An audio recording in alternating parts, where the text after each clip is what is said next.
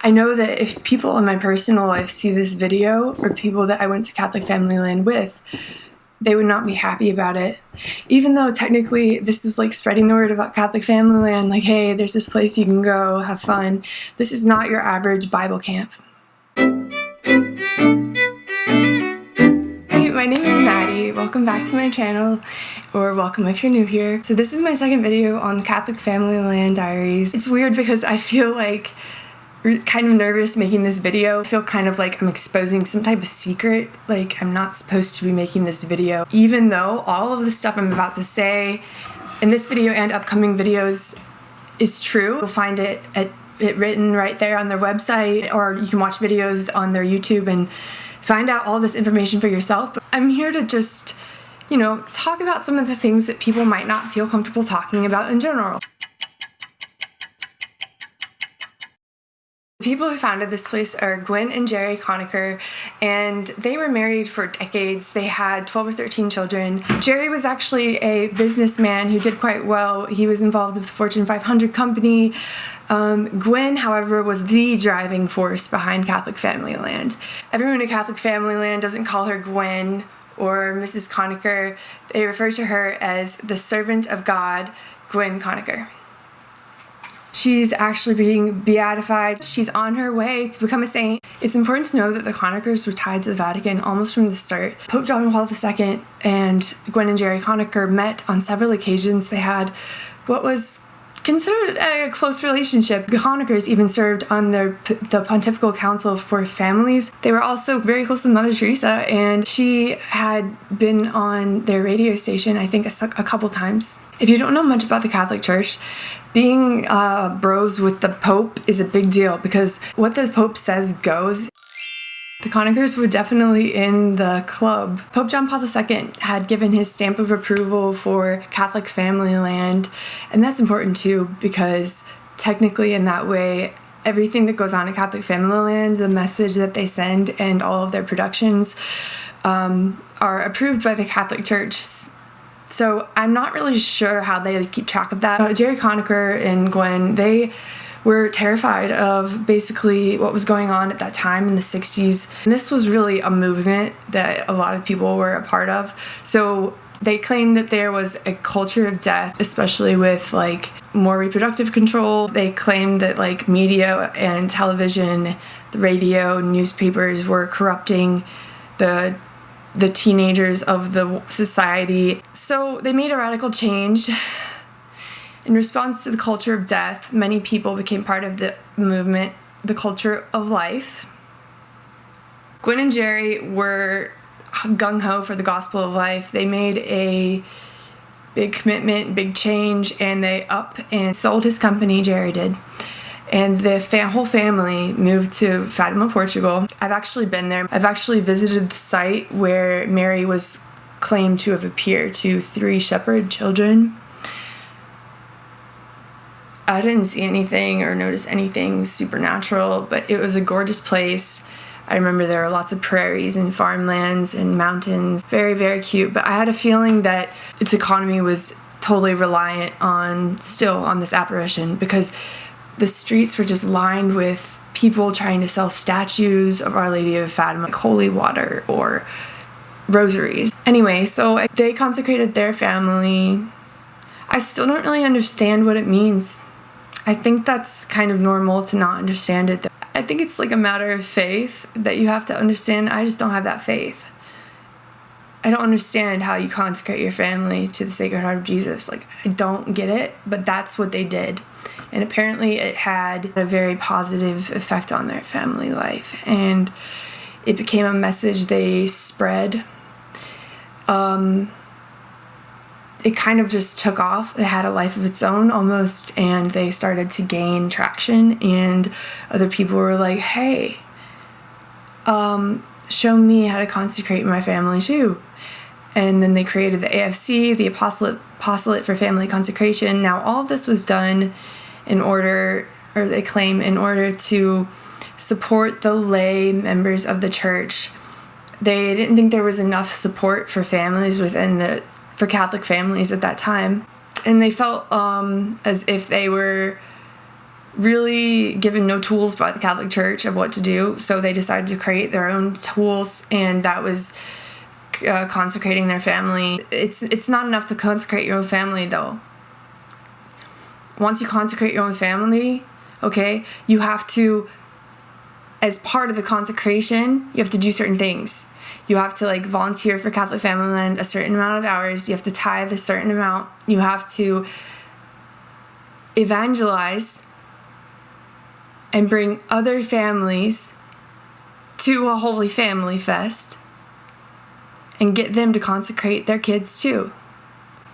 I did not consent to be consecrated to the Sacred Heart of Jesus, but I am apparently. It's not a stretch to say that Gwen and Jerry are idolized at Catholic Familyland. Here it is, okay. The whole point of Catholic Familyland is to go through a total consecration. So you consecrate your entire family to the Sacred Heart of Jesus through Mary in union with Saint Joseph.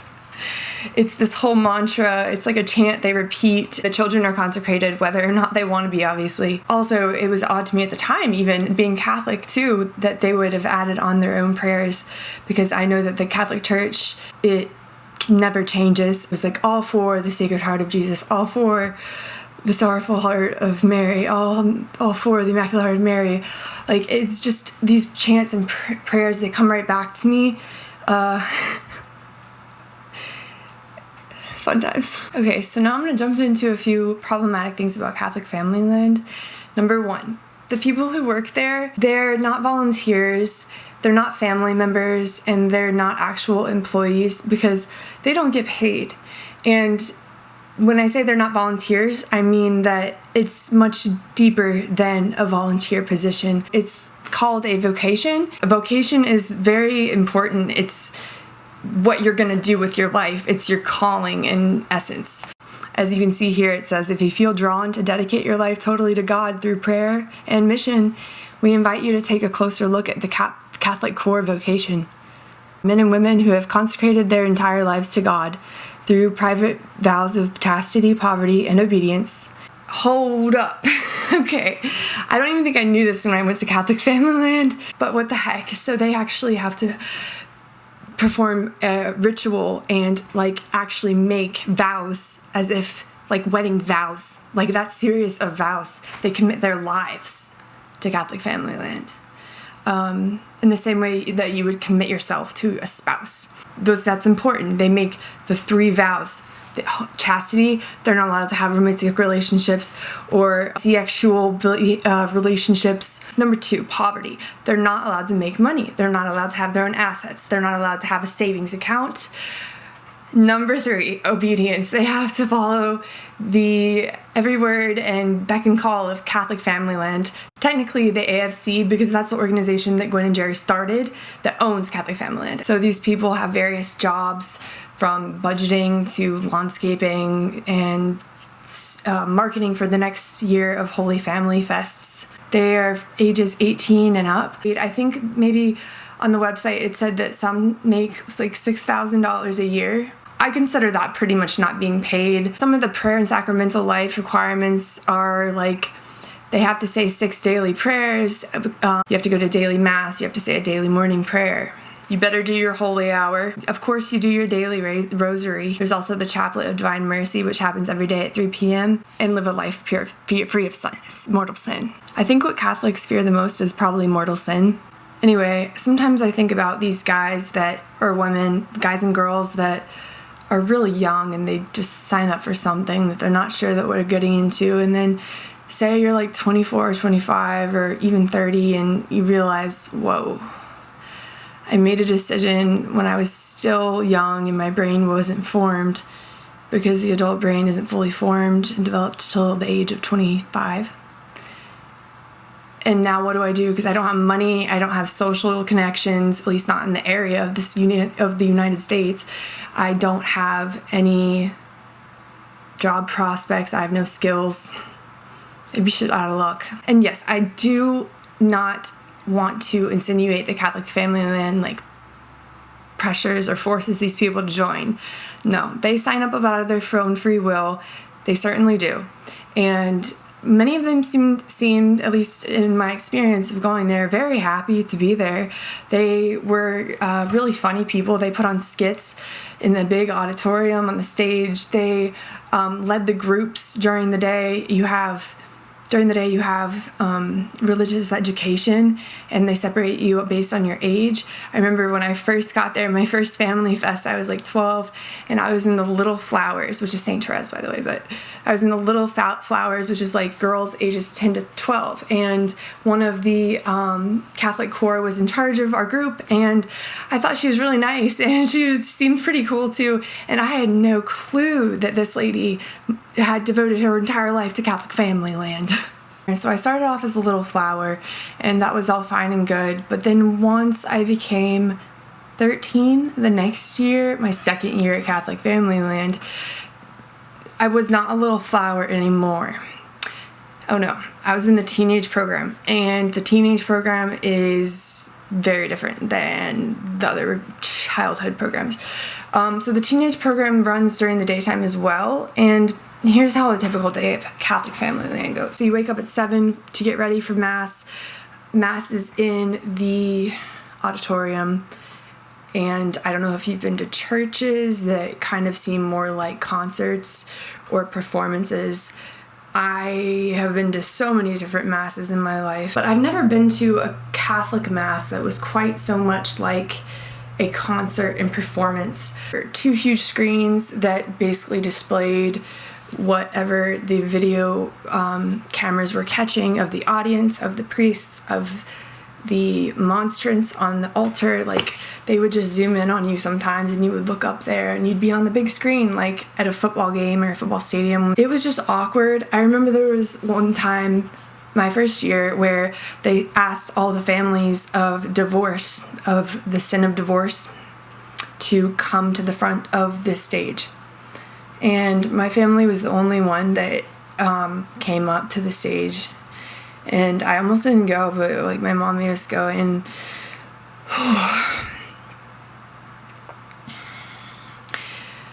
I just remember tons of people laying their hands over us and strangers touching me and being they're so sweaty and hot, and it's just really awkward. And then I look up, and like we're on the big screen, my family, and it's like, I don't like this, get me out of here. But yeah, it was like a whole production, and the priest, I could tell they really enjoyed it. They liked it. They became, on that stage, they really became like actors in a big production. There weren't just 2 altar servers, there were like 30, and there weren't just like 2 or 3 priests who were processing up to the altar. There were like 12, 15 priests processing up, and if you were of high distinction, or if you were a special priest or altar boy, you got to carry on your shoulders a very large, heavy wooden platform, and on top of the platform was always the statue of Mary. The next video, I'm going to focus on the teenage program. It's going to be a hard one. It's going to be a video that people might be upset with. I also know that probably no one is watching these videos. It's kind of fun for me. It was all a mindfuck because I knew that they were approved by the Catholic Church. I was still Catholic, and yet how is all of this emotional manipulation? And it's odd. And in consecrating their own family to the Holy Family, they consciously or subconsciously promote the message that they too need to be emulated as a holy family. So there's this type of elevation of status of the Conacher family, and it's apparent in the fact that Gwen is being made a saint. So it's almost like inarguable when you're there. Like, even when I did feel weird about stuff that was happening there, like one of the teen speakers, for example, would like throw chairs and scream in your face, and they would make you do adoration on your worship on your knees for hours, and you weren't allowed to leave. I remember one night there was a thunderstorm going on, and the guy was like talking like, you need to just give it all to Jesus. He wants to save you. He's here now with you. Can't you hear? Can't you feel him? And then the thunder cracked. Boom! Boom! Like the thunder reverberated throughout the room, and the speaker went wild. He was like, "Oh, Christ! Confirmation! You've always shown us confirmation of your presence. Praise be the name of God." It was just wild. And then a lot of kids and teenagers, adolescents, whatever, started crying, getting down on their knees. It was every night. It was so emotional. Everyone would cry and be praying and just falling all over each other and forgiving each other for their sins and for being so sinful and bad. There was no clearer reason to me why any of this was done. It's so screwed up. But one night every year, they devote it to breaking us up into males and females, and they say, okay, now break up into the males and females, and what you're going to talk about is first all the ways that the opposite sex makes it difficult for you to stay pure. And number 2, you're going to talk about all the ways the opposite sex can change to make it harder for you to have sinful thoughts. So I just remember the girls gathering, and there really was not much going on. There wasn't. But then we would meet back with the boys to exchange thoughts and our lists, and it was almost like they were just the whole group of guys just hammering on the girls about the clothes, the makeup, the expressions you make, the things you say, the way you walk, the way you interact. The list went on. Anyway, I hope you got something out from this video. I thank you for watching. If you watched all the way through, I can't believe it. But thank you. I appreciate you guys listening to this video. I have a lot of stories to tell. Just hang with me. I'm getting the hang of the whole YouTube thing. Thank you for watching. You're amazing. Remember that you got this. Life is hard sometimes, but you just gotta get back up and keep fighting. Thanks for watching.